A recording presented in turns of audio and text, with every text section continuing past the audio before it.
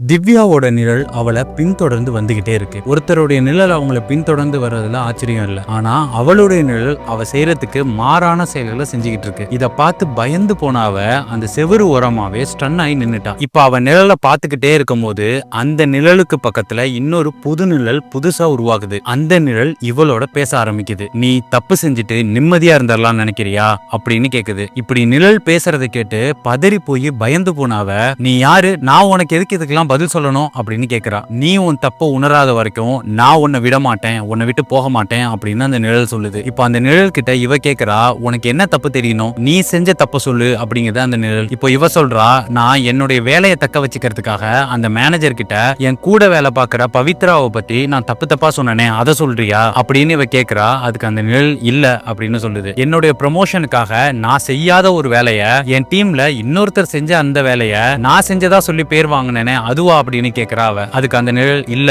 அப்படின்னு சொல்லுது. உடனே இப்ப அவ கோவப்பட்டு ரொம்ப சத்தமா கத்துறா. நான் 12th ஏமாத்தின ரமேஷ் காலேஜ் படிக்கும் போது வசதியான ஒருத்தன் என்கிட்ட வந்துட்டான் அப்படின்னு சொல்லி நான் லவ் பண்ணிக்கிட்டு இருந்து கலட்டி விட்டேனே அந்த பிரபு, பிட் அடிச்சது, தண்ணி அடிச்சது, அடுத்தவங்களை பத்தி பேசினது நிறைய இருக்கு, நீ எதை தான் கேட்டு தொலைற. இப்படி அவ சத்தமா கத்துனதும் அந்த நிழல் எதுவுமே பேசாம அங்க அப்படியே நிக்குது. இப்போ அந்த நிழல் இருக்கிற அந்த செவத்துக்கிட்ட இருந்து திவ்யாவை நிச்சயம் பண்ண கல்யாணம் பண்ணிக்க போற அந்த பையன் சரவண கேமராவோட வெளியில வரான். கல்யாணத்துக்கு முன்னாடியே உன்னை வச்சு பிராங்க் பண்ணலாம்னு நினைச்சேன், ஆனா இப்படி ஆகும்னு எதிர்பார்க்கல அப்படின்னு சொல்லிட்டு சாரி அப்படின்னு சொல்லிட்டு அவன் கையில வச்சிருந்த அந்த கேமரால இருந்த மெமரி கார்டை கலட்டி அவகிட்ட கொடுத்துட்டு போறான். அந்த பொண்ணு தன்னுடைய செயலை நினைச்சு தலை குனிஞ்சு கூனி குறுகி நிக்கிறான். என்னைக்கா இருந்தாலும் சரி, நம்ம யாருக்குமே தெரியாது அப்படின்னு நினைச்சு செஞ்ச ஒரு தவறு அது வெளிப்படும் போது அதுக்காக நீங்க தலை குனிய வேண்டியிருக்கும், அவமானப்பட வேண்டியிருக்கும். அப்படிங்கறத அந்த தவறையோ தப்பையோ நம்ம செய்யும் போதே ஞாபகம் வச்சுக்கிட்டோம்னா இந்த மாதிரியான சூழ்நிலையை தவிர்த்தரலாம்.